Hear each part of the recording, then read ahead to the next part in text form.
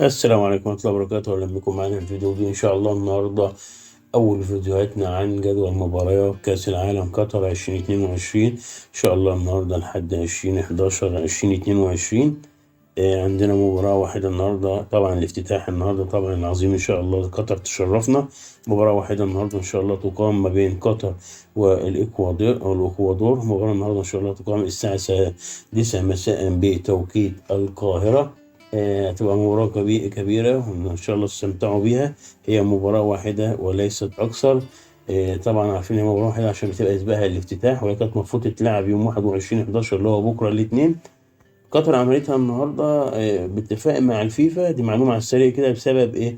اللي قطر ما فيهاش محترفين جايين من دول أوروبية ولا الإكوادور قد كده، فقال لك إحنا نقدمها يوم نلعب ناخد راحتنا نعمل افتتاح كويس تمام، نبتدي بقى البطولة من يوم الاثنين كده بالماتشات اللي فيها. وده كل ما لدينا في الفيديو، والسلام عليكم ورحمة الله وبركاته.